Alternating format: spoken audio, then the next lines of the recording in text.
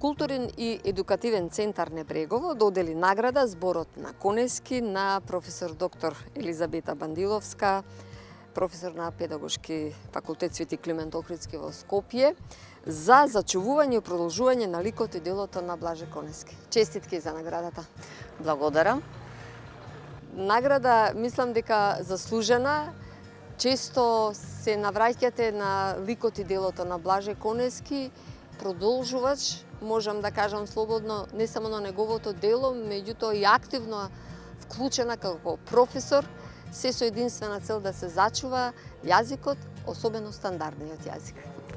Благодарам за честитките. Навистина, наградата е не само задоволство, туку и чест што обврзува и понатамо. Не само јас и другите добитници на наградата, меѓутоа мислам и сите ние, без оглед дали ќе примеме награда или не, особено оние што се занимаваме со македонскиот стандарден јазик, да продолжиме и понатаму активно да работиме на полето, на зачувување, грижа, унапредување на македонскиот јазик, стандарден јазик и секако да дадеме свој придонес, особено меѓу младите генерации, знаејќи ја денешнава ситуација и сето она што не се случува со јазикот, влијанијата на англискиот јазик, на дијалектите, значи навистина има многу работи и особено во ваква ситуација денес, че сите ние треба да си најдеме простор и место за да действуваме во насока на грижа за јазикот.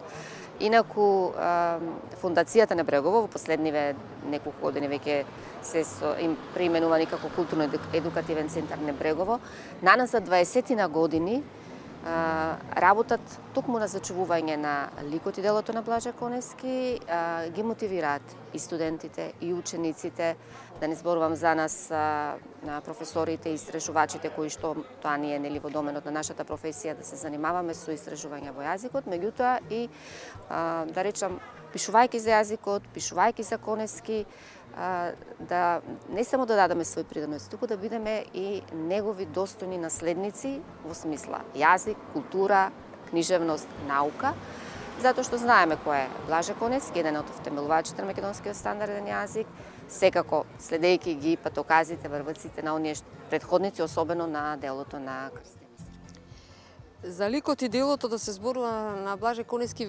веќе начнавте неколку реченици колку е значено. Навистина треба многу да се зборува, меѓутоа што можеме да извлечеме и да покажеме, да истакнеме за Блаже Конески? За Блаже Конески, да. Значи, ликот и делото на Конески се ми се чини и вечна инспирација и вечна мотивација. Колку и да кажеме дека се сме напишале, се сме истражиле за него, за неговото творештво, поезијата, прозата, значи тоа колку и да кажеме, да, детално се анализирани сите негови напишани работи, творби, па дури кога станува збор за науката, секогаш има простор за нешто ново. Поинакво гледање од друг агол, поинако биле, да речем, перспективата на гледање пред 20, 30, 50 години, можеби младите научници, младите писатели сега ќе го пронедат и ќе го протолкуваат Конески на сосема поинаков начин.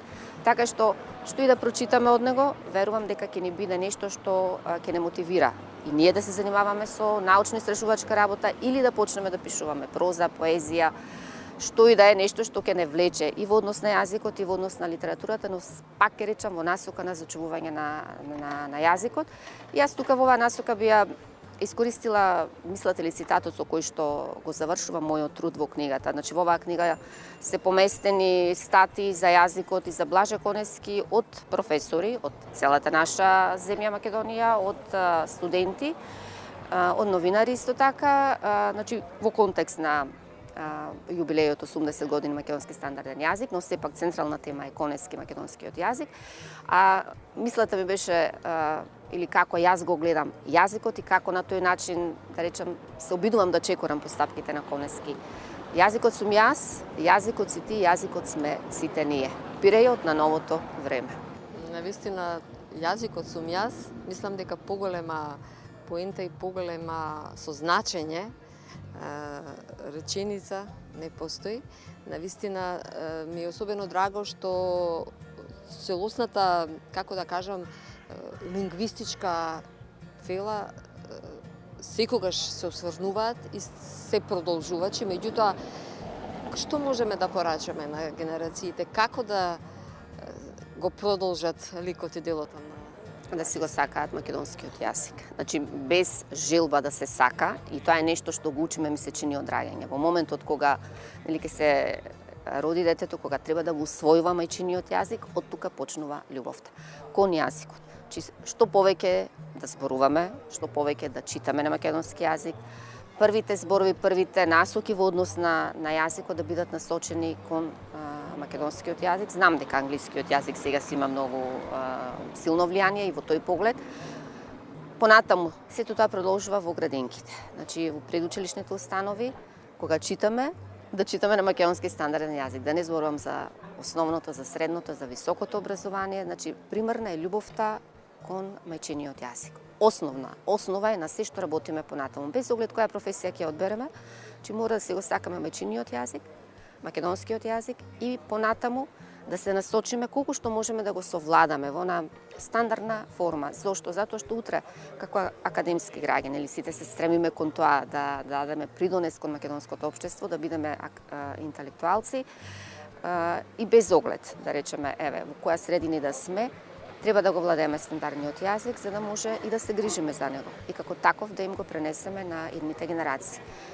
Диалектите ќе ги споменам пак, често знам да ги споменам, нешто што исто така го усвоиме од раѓање. Меѓутоа, многу помала е веројатноста дека ќе го загубиме диалектот, затоа што тој говор продолжува по домашната средина, во разговор со колеги, со пријатели. Сега стандардниот јазик треба да го негуваме, за да го држиме во таа негова форма.